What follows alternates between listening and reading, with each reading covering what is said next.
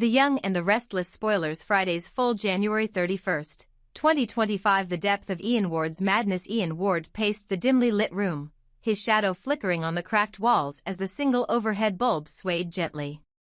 His face was a storm of anger, grief, and an unshakable obsession. The name Jordan was a whisper on his lips, a wound that refused to heal. Her death had not only shattered his plans but also something deeper, something far more personal. There was no denying it now, Ian had loved Jordan in his own twisted way. She had been a partner he admired, respected, even desired.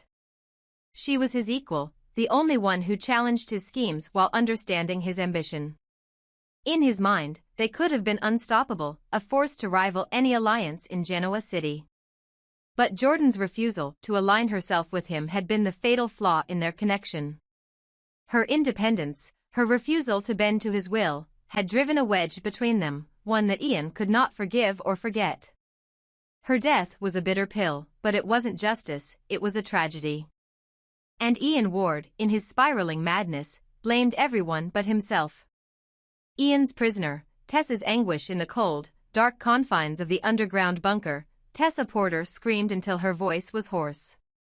The walls absorbed her anguish, her cries bouncing back to her as if mocking her despair. Her wrists were raw from the ropes that bound her, her body trembling from the chill and exhaustion. But it wasn't the physical pain that consumed her, it was the realization of her own naivety. She had trusted Ian. If I ever get out of here, she thought, her tears falling freely now, I'll tell her the truth. All of it. I'll beg her to forgive me. Even if she never wants to see me again, I'll make sure she knows how much I love her. The thought of Mariah's face, her fiery eyes, her protective nature, was the only thing keeping Tessa from giving up entirely. She repeated the words to herself like a mantra, I'll get out of here. I'll make things right. Somehow. Ian's strategy, love and power. Ian's attention drifted back to the chessboard of his mind, where every piece represented someone he could manipulate. Tessa's cries from the bunker reached his ears, but he barely flinched. She was a tool, nothing more, her usefulness fading as the days wore on. His real focus was on rebuilding, finding someone, or something, to fill the void Jordan's death had left behind. She could have been great, Ian muttered to himself, his voice low and unhinged. We could have ruled together. But no. She had to choose her own path. Her own ego destroyed us both. In the back of his mind, Ian's bitterness twisted into resolve. If Jordan couldn't be his partner, he would find another way to honor her memory or avenge it. Perhaps by tearing down everything she once valued, everything she believed in. Meanwhile in Genoa City, Tessa and Mariah's fractured bond. Back in Genoa City, Mariah struggled to hold herself together as she searched for answers about Tessa's disappearance. Every moment without her fiancé felt like an eternity, her mind plagued by worst-case scenarios. And yet, there was a part of her that couldn't ignore the doubts Ian Ward had planted. Had Tessa willingly allied herself with him? Was she complicit in his schemes? Mariah hated herself for even considering it, but the uncertainty gnawed at her. Tessa's betrayal would break her, but the thought of never seeing her again was even worse. Her mind and heart were at war, leaving her in a constant state of turmoil. Sally and Billy. A new beginning? Amid the chaos enveloping the Newmans and Ian Ward's destructive plans, another story was quietly unfolding, a softer, more hopeful one. Sally Spectra, guarded as always, was beginning to let her walls down with Billy Abbott. Their connection had started as something simple, a shared sense of humor, a few candid conversations over coffee. But it was evolving into something deeper. Billy had seen Sally's vulnerable side, the part of her that was still healing from heartbreak and failure. He admired her strength, her resilience, and her determination to carve out a new path for herself. And Sally, for all her bravado, found herself drawn to Billy's calm and steady presence. One evening, after a long day at Chancellor Winter's, Sally found herself sitting across from Billy at Society, her hands cradling a glass of wine. She hesitated, then spoke. You know, I'm not really good at this. Billy raised an eyebrow. At what? Dinner? You're doing fine so far. Sally rolled her eyes but smiled. No, I mean opening up. Trusting people. Every time I do, it backfires. So, I'm just warning you, this? Whatever this is? It's probably a terrible idea. Billy leaned back in his chair, his eyes softening as he studied her. Sally, I've made more mistakes than I can count. If anyone understands what it's like to screw up and try again, it's me. Maybe this isn't a terrible idea. Maybe it's exactly what we both need. The conversation hung in the air, unspoken promises lingering between them. Sally felt something she hadn't in a long time, hope. What lies ahead? The threads of these stories, Ian Ward's madness, Tessa's imprisonment, Mariah's anguish, and Sally and Billy's tentative new connection, were weaving together into a tapestry of conflict, redemption, and intrigue. Would Ian's obsession with power and his bitterness over Jordan's death lead him to his ultimate downfall?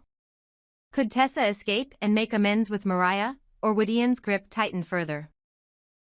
And would Sally and Billy's budding relationship survive the turbulence surrounding them, or would it crumble under the weight of Genoa City's endless drama?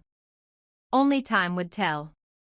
But one thing was certain, the stakes had never been higher, and every character was playing their part in a game where love, loyalty, and survival were on the line.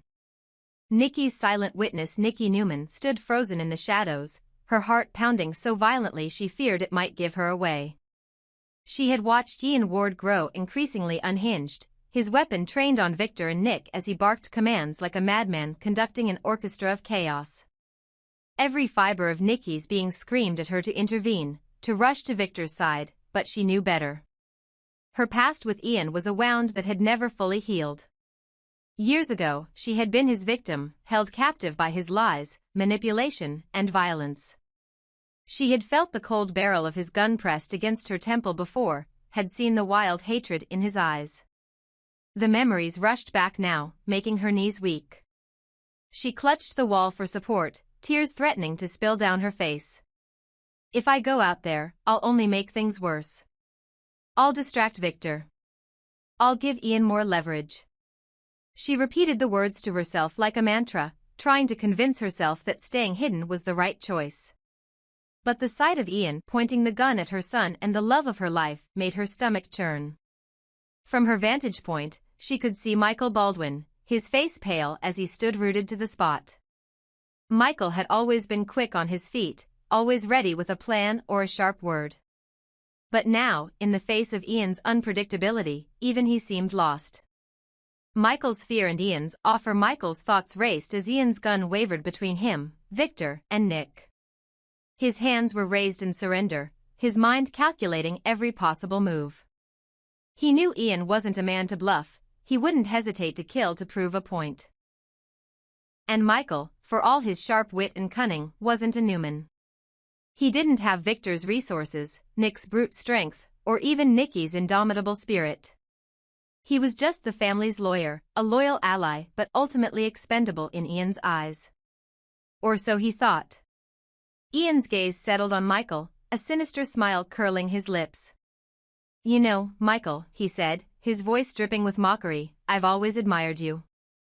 Sharp mind, quick tongue, always in Victor's shadow but smart enough to survive.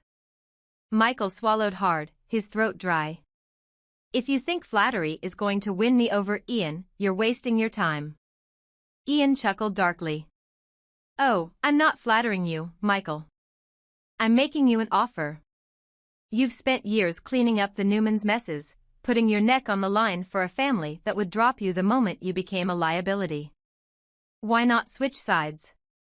Work for me instead. Michael's breath caught in his throat. Work for you? You're out of your mind. Ian shrugged, his gun still raised.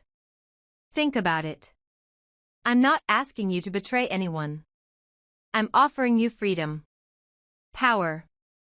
A chance to work for someone who actually appreciates your talents instead of treating you like a glorified janitor. Michael's mind raced. He knew Ian was dangerous, but he also knew the man had a twisted sense of loyalty. If he refused outright, Ian might see him as a threat, someone who couldn't be swayed. And threats, Michael knew, didn't last long in Ian Ward's world.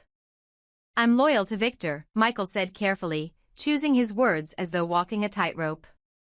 "But even if I weren't, do you really think I'd trust someone like you?" Ian's smile faltered, his eyes narrowing. "Careful, Baldwin. I'm giving you a way out. Don't make me regret it." Victor and Nick, a dangerous game. Victor's gaze never left Ian, his mind working furiously to assess the situation. He knew Ian's fixation on control, his need to dominate every room he entered. The man thrived on fear, on making others dance to his tune. And right now, Ian was in his element. Nick, on the other hand, was barely containing his rage. His fists clenched at his sides, his body coiled like a spring ready to snap.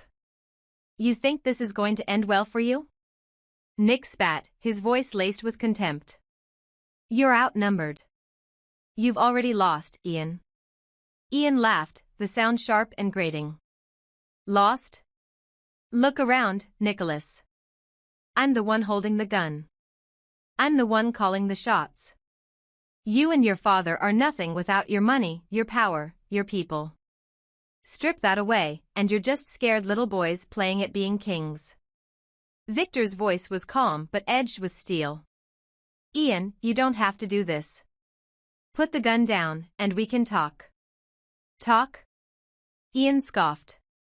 "Talk about what, Victor? How you've spent your entire life crushing everyone who's dared to challenge you. How you've built an empire on the backs of people like me, people you've deemed unworthy." Victor took a step forward, his movements deliberate. "You think you're any different? You've hurt innocent people, destroyed lives. You're no better than the man you claim to hate." Ian's grip on the gun tightened, his face twisting with rage. "Shut up," he shouted, his voice cracking. "You don't know anything about me. About what I've lost. About what I deserve." Nikki's silent decision from her hiding spot. Nikki watched the confrontation unfold, her heart breaking for Victor and Nick. She could see the strain on Victor's face, the fury in Nick's eyes. And she could see Ian unraveling, his emotions driving him to the brink of something catastrophic. For a moment, Nikki considered stepping out, offering herself as a distraction, a trade, anything to end this standoff. But she hesitated. "I'll only make things worse," she thought again, her hands trembling. "Victor knows what he's doing. I have to trust him." But deep down, Nikki knew the truth. Ian Ward was a man consumed by hatred and pain, and reason would only get them so far. If they were going to survive this, it would take more than words. The suspense lingers. Ian's gun remained steady as he scanned the room, his mind calculating his next move. Michael stood frozen, torn between self-preservation and loyalty. Victor and Nick, unarmed but unyielding, refused to back down. And Nikki, hidden in the shadows, prayed that whatever plan Victor was forming would work before it was too late. The tension was a knife's edge, ready to snap at any moment. And when it did, no one would be left unscathed.